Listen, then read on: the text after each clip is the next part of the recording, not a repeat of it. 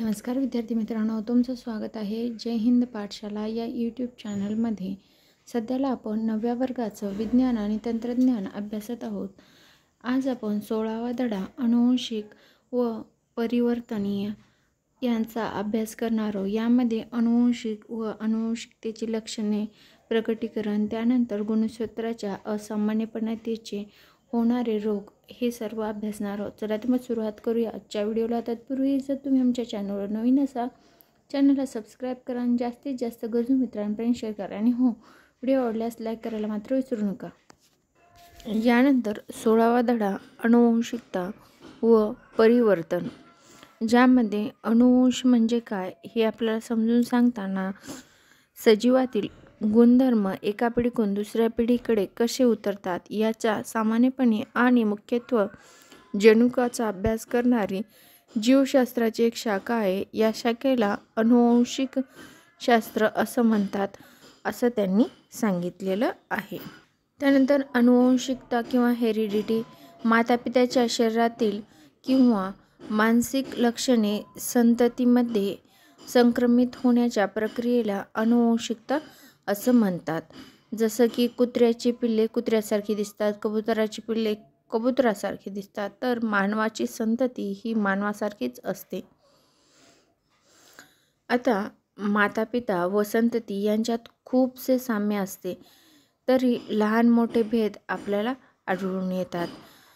हे साम्य व भेद अनुवंशिकतेचे परिणाम असतात.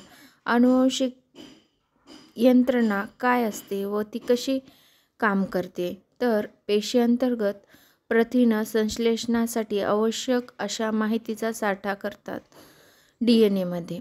आणि DNA ज्या खंडामध्ये विशिष्ट प्रथिनासंबंधी सर्व माहिती साठविलेली असते त्याला त्या प्रथिनाचे जनुक असं म्हणतात. या प्रथिनांच्या सजीवामधील लक्षणाशी काय संबंध असतो, तर ते आपण समजून घेऊया. आता गुणसूत्रे. आता गुणसूत्रे काय असतात, तर सजीवांच्या पेशीकेंद्रकात असणाऱ्या व अनुवंशिक गुणधर्म वाहून नेणाऱ्या घटकाला आपण गुणसूत्रे असं म्हणतो. तो मुख्यत्वे केंद्र आम्ले व प्रथिने यांनी बनलेला असतो. गुणसूत्रे पेशी विभाजनाच्या वेळी सूक्ष्मदर्शकाखाली स्पष्ट दिसत असतात. अनुवंशिक गुणधर्माचा आराखडा सांकेतिक रूपात धारण करणाऱ्या जनुकाचे वास्तव्य याच घटकावर अवलंबून असते. प्रत्येक गुणसूत्र DNA ने बनलेले असते व पेशी विभाजनाच्या मध्यावस्थेत ते दंडाकृती दिसते. प्रत्येक गुणसूत्रावर एक संकुचित भाग असतो, त्याला प्राथमिक संकोचन किंवा गुणसूत्रबिंदू असं म्हणतात. यामुळे गुणसूत्राचे 2 भाग पडतात. प्रत्येक भागास गुणसूत्र त्रिभुजा म्हणतात. विशिष्ट गुणसूत्रावरील गुणसूत्राची जागा ठराविक असते, त्यामुळे गुणसूत्राचे 4 प्रकार पडत असतात. ते कुठले कुठले, तर मध्यकेंद्र, उपकेंद्री, अग्रकेंद्री आणि अंत्यकेंद्री असे गुणसूत्राचे 4 प्रकार आहेत. सामान्यतः कायिक पेशी गुणसूत्राच्या जोड्या असतात. या जोड्यातील गुणसूत्रे आकार व रचनेसारखी असल्यास त्यांना समजातीय गुणसूत्रे म्हणतात, तर आकार व रचनेची सारखी नसलेल्या गुणसूत्रांना विजातीय गुणसूत्रे असं म्हणतात. लैंगिक प्रजनन करणाऱ्या सजीवात गुणसूत्राची एक जोडी अन्य जोडीपेक्षा वेगळी असते. या जोडीतील गुणसूत्रांना लिंग गुणसूत्रे व अन्य गुणसूत्रांना अलिंग गुणसूत्रे असं म्हणत असतात. मग हे DNA म्हणजे काय, तर DNAचं फुल फॉर्म आहे डीऑक्सीरायबोज न्यूक्लिक ॲसिड. गुणसूत्रे मुख्यतः DNAची बनलेली असतात व ती इसवी 1869 साली श्वेत रक्तपेशीचा अभ्यास करत असताना स्विस जीवशास्त्रज्ञ फ्रेडरिक मिशर याने याचा शोध लावला. प्रथम हे आम्ल फक्त केंद्रकात साठवलेले म्हणून याचे नाव केंद्र आम्ल ठेवण्यात आले ते पेशीच्या इतर भागातही आढळले, म्हणून त्यांना DNA रेणू विषाणूपासून माणसापर्यंत बहुतेक सर्व सजीवात आढळतात असं सांगितलं. हे रेणू पेशीची वाढ, कार्य, विभाजन नियंत्रित करतात, म्हणून त्यांना प्राधान्य रेणू किंवा मास्टर न्यूक्लियर असं म्हटलं जातं. DNA रेणूची रचना सर्व सजीवात सारखीच असते. इसवी सन 1953 साली वॅटसन आणि क्रिक या 2 शास्त्रज्ञांनी या रचनेची प्रतिकृती आपल्याला तयार करून दिली. न्यूक्लिओटाइडचे 2 समांतर धागे एकमेकाशी लपेटलेले असतात. यांना द्विसर्पिल रचना असं म्हणतात. या रचनेची तुलना पिळवटलेल्या लवचिक शिडीची असते.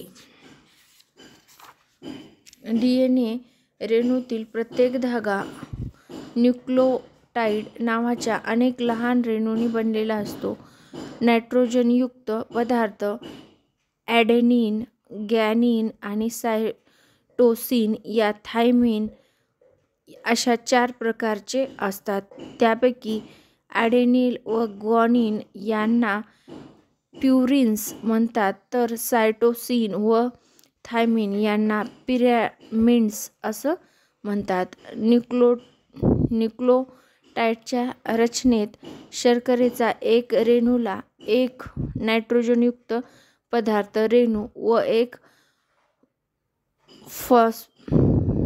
फॉस्फोरिक आम्लाचा रेणू जोडलेला असतो. नायट्रोजनयुक्त पदार्थ 4 प्रकारचे असल्यामुळे न्यूक्लिओटाइडसुद्धा 4 प्रकारचे असतात. नेहमीच ॲडेनिन थायमिन बरोबर व ग्वानिन आणि सायटिन हे बरोबर अशा 2 जोड्या असतात. हे आता आपल्याला या चित्रामध्ये दिसत आहे, जे की वॅटसन व क्रिक यांचं मॉडेल म्हणून ओळखलं जातं. यानंतर तंत्रज्ञानाची बीजे.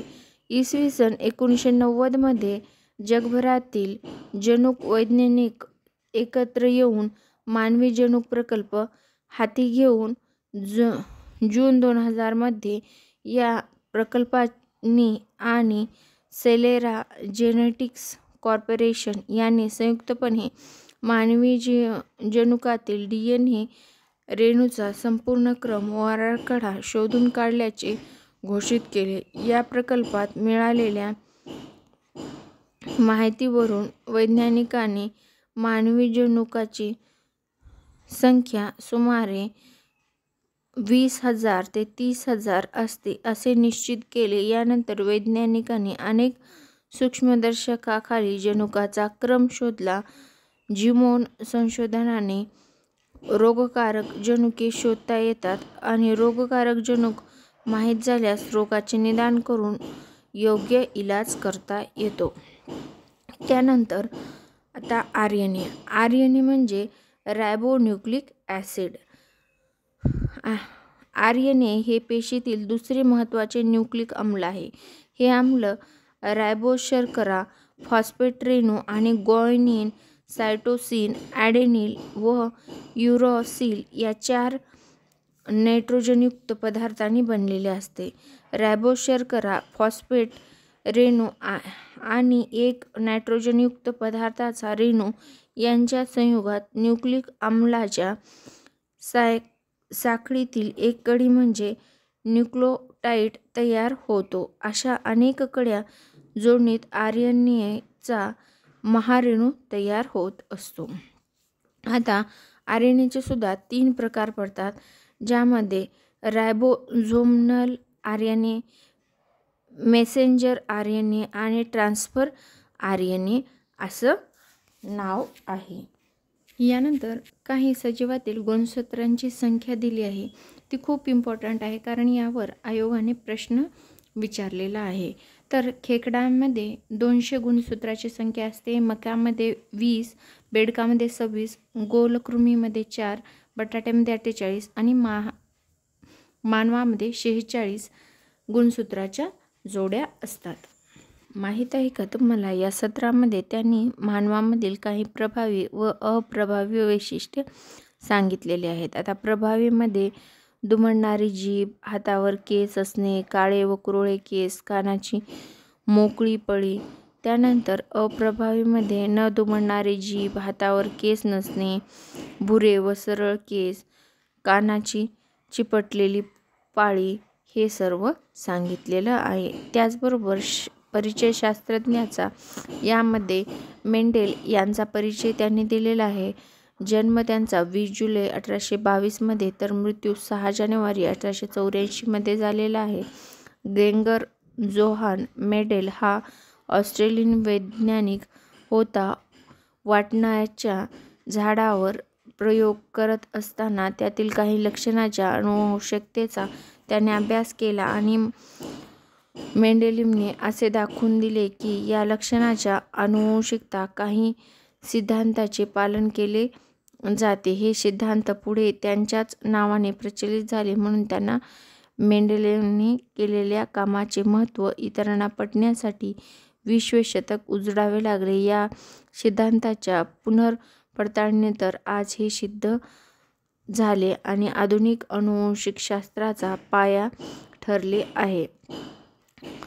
ज्यामध्ये एका पिढीकडून दुसऱ्या पिढीकडे काय काय म्हणजे रूपांतरित होते, तर उंची होते आणि त्यानंतर स्वरूप होतं, त्यानंतर बऱ्यापैकी गुणधर्म जुळते मिळते असतात. हे मेंडेलच्या एकसंकर संततीच्या प्रयोगातून आपल्याला लक्षात येतं. यामध्ये आपल्याला DNA आणि RNA हा महत्त्वाचा पॉईंट होता, जो की मी व्यवस्थित एक्सप्लेन केलेला आहे. जर समजला नाही तर परत जा आणि परत एकदा ऐका आणि त्याची वाक्यरचना पाहून समजून घ्या, म्हणजे तुम्हाला लक्षात येऊन जाईल. यानंतर गुणसूत्राच्या असामान्यपणे निर्माण होणाऱ्या विकृती किंवा सिंड्रोम्स असं आपण म्हणू शकतो त्यांना.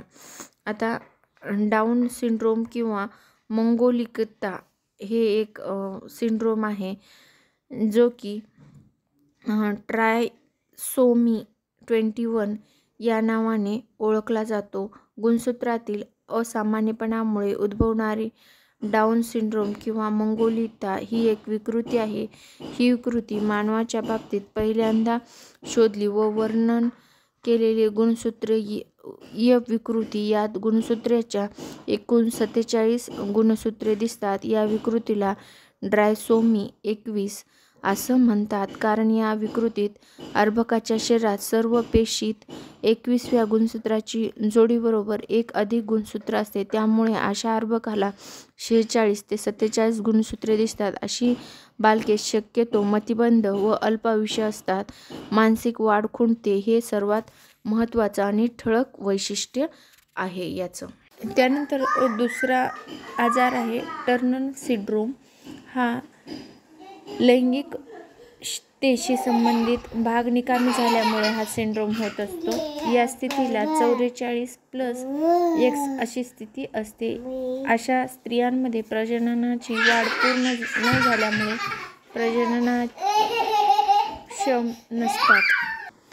त्यानंतर राष्ट्रीय आरोग्य अभियान. राष्ट्रीय आरोग्य अभियानांतर्गत ग्रामीण आरोग्य अभियान एप्रिल 2025 तर राष्ट्रीय शारीरिक आरोग्य अभियान 2013 पासून सुरू करण्यात आले. ग्रामीण आणि शहरी भागातील आरोग्य व्यवस्थेचे बळकटीकरण करणे, विविध आजार तसेच रोग यावर नियंत्रण मिळविणे यासाठी आरोग्यविषयक जनजागृती करणे व विविध योजनांच्या माध्यमातून रुग्णांना सहाय्य देणे ही या अभियानाचं प्रमुख उद्दिष्ट होतं. त्यानंतर महाराष्ट्रात सिकल सेल ॲनिमियाचे सुमारे 2.5 लाखपेक्षा जास्त रुग्ण असून सुमारे 21 जिल्हे सिकल सेल आजाराने जास्त प्रभावित आहेत. यात विदर्भातील 11 जिल्ह्यांचा समावेश आहे. सिकल सेल आजारांचे बाधित व्यक्तीचे प्रकार. सिकल सेल वाहक व्यक्ती एस कॅडेअर. त्यानंतर सिकल सेल ग्रस्त पीडित व्यक्ती एस सफर. आणि सिकल सेल रोगाची ओळख व लक्षणे काय आहेत मग, तर हातपायावर सूज येणे, सांधे दुखणे, असह्य वेदना होणे, सर्दी खोकला सतत होणे, अंगात बारीक ताप राहणे, लवकर थकवा येणे, चेहरा निस्तेज दिसणे, हिमोग्लोबिनचे प्रमाण कमी असणे हे सिकलसेल रोगाची लक्षणे आहेत. त्यानंतर सिकलसेलवर निदान काय आहे तर राष्ट्रीय आरोग्य अभियानाअंतर्गत सर्व जिल्हा रुग्णालयात सिकलसेल निदानासाठी असणारी सेल्युबिलिटी टेस्टची सुविधा आहे. तसेच ग्रामीण व उपजिल्हा रुग्णालयात यासाठी इलेक्ट्रोफोरेसिस ही निश्चित निदान चाचणी करण्यात येते. त्यानंतर उपाययोजना हा आजार प्रजोत्पादन या एकाच माध्यमातून प्रसारित होत असतो. लग्नापूर्वी किंवा लग्नानंतर वधू आणि वर दोघांनीही तपासणी करून घ्यावी. वाहक पीडित व्यक्तीशी लग्न टाळावे. सिकलसेल आजारी व्यक्तीने दररोज 1 फॉलिक ॲसिडची गोळी सेवन करावी. हे यावरील उपाय आहेत. त्याचबरोबर सिकलसेल हा आजार कसा चिन्हाने दाखवला जातो तर AA बरोबर सामान्य म्हणजे नॉर्मल, AS बरोबर वाहक म्हणजे कॅरियर आणि SS म्हणजे पीडित सफर व्यक्ती असतो. हा झाला संपूर्ण 16वा धडा अनुवंशिकता व परिवर्तन, ज्यामध्ये DNA, RNA त्यानंतर अनुवंशिक रोगाबद्दल माहिती आपण घेतली. व्हिडिओ शेवटपर्यंत पाहिल्याबद्दल धन्यवाद. आणि हो, व्हिडिओ आवडल्यास लाईक करा, चॅनलला सबस्क्राईब करा आणि जास्तीत जास्त गरजू मित्रांपर्यंत शेअर करा.